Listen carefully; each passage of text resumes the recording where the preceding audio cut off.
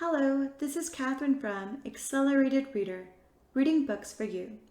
Today, I will be reading Tested Love by Liv Donata. Chapter 2. Before I begin reading, I would like to give a big thanks to the author for sending me this book to read on my channel. In the description below, I've included links where you may find and purchase this book. Don't forget to like and subscribe. Chapter 2. Shall be wed. Who would have thought that the week of your wedding would be more about your family than your relationship? Sadie spoke under her breath as she got ready for her big day. This cousin needs this for the wedding. That uncle wants that. Couldn't our ceremony just be about our vows? She thought. She actually hadn't even seen Clark since that fateful evening. He had lit a fire that was still burning in her stomach. Yet there was a part of her heart that felt as if he was avoiding her. He wasn't at the cake tasting or the ring sizing. He wanted to save the relationship, but did he want to be a part of it? She probably just had cold feet, right? His family was a riot, though. They had all of these conditions for the big day. They wanted all sorts of things, like a private pre-wedding photo shoot for his side of the family, as well as a separate registration for the bride and groom.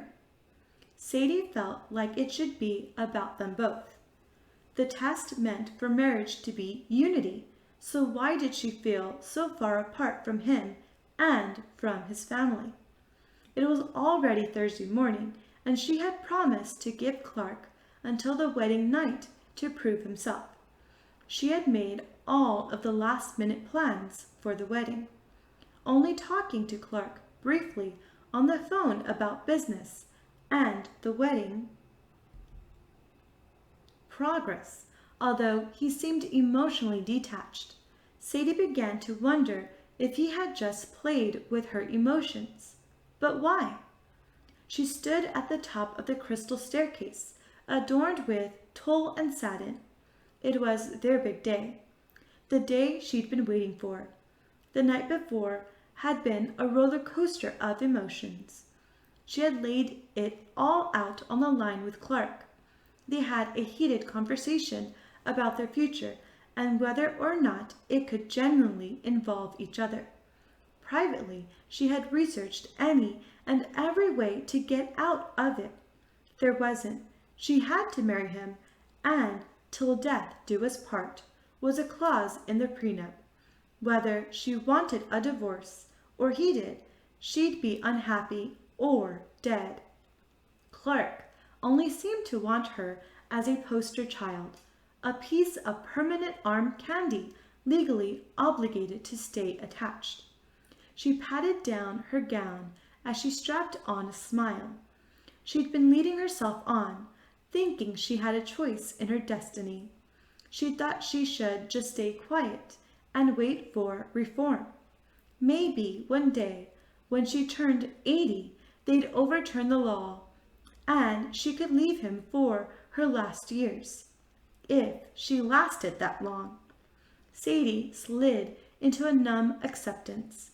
Before the ceremony, in family tradition, the couple would recite to the crowd of family, friends, and each other the reasons they love one another.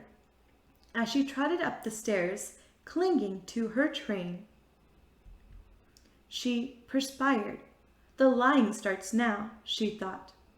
As her eyes leveled with the top of the stage, she saw him again for the first time in days. She wondered how she could hate a person so much on the inside and love them on the outside. She wondered how a man that never said he loved her made her feel guilty for not loving him back. How could a man make her fall into lust so quickly, even with her walls up? She stood at her podium opposite his. As he began to speak into his microphone, the crowd was immediately silent and attentive, waiting to hear from the eager young couple in love. It made Sadie's stomach turn to be forced into part of the charade. He wet his lips and cleared his throat as if to demand importance. He spoke, and Sadie went somewhere else as far away as her mind could take her. She thought back to the times Clark had been nothing but a handsome devil, a beautiful demon that lured her in with his eyes, only to torture her soul for eternity. He caused fights, he hurt her, he made her feel inconsequential, spent his time flexing his masculine authority as well as his muscle.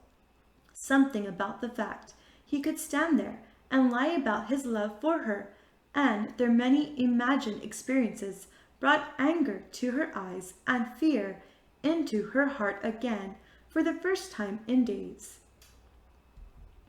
She snapped out of it to see the crowd crying and smiling in sentimental bliss.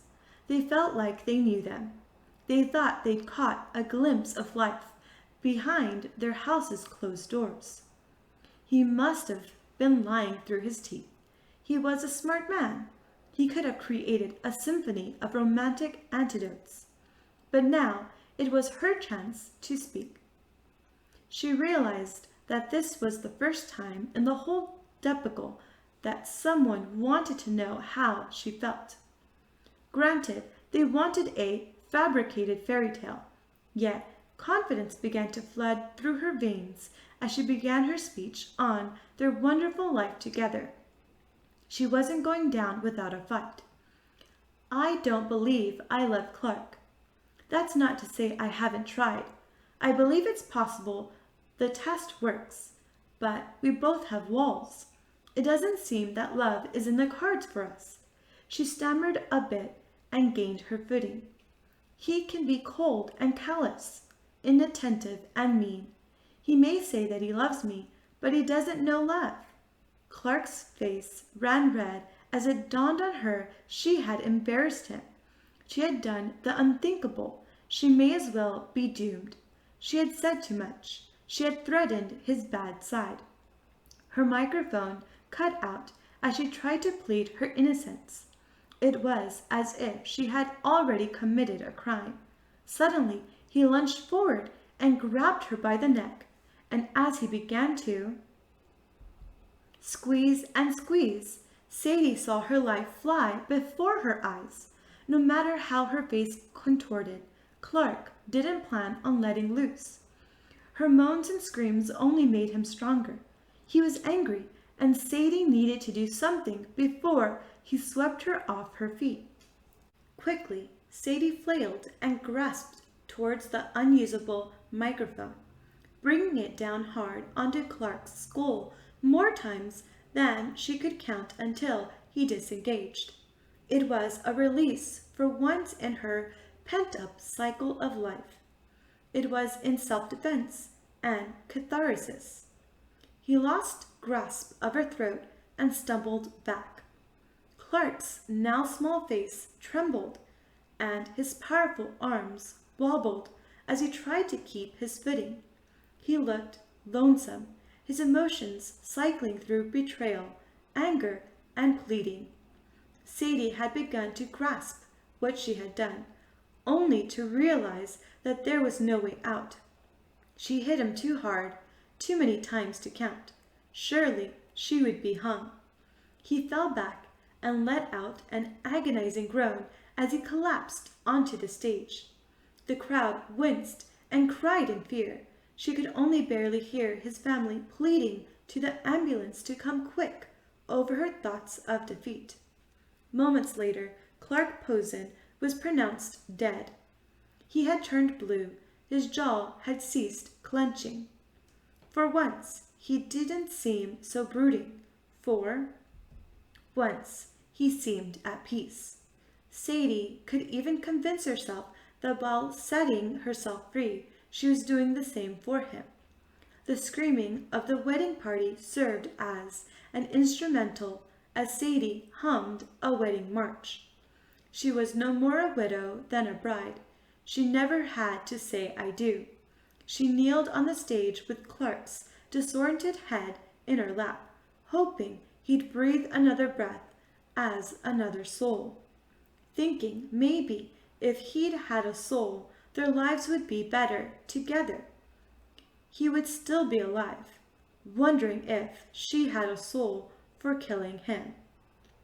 Stay tuned for the next chapter, Cold.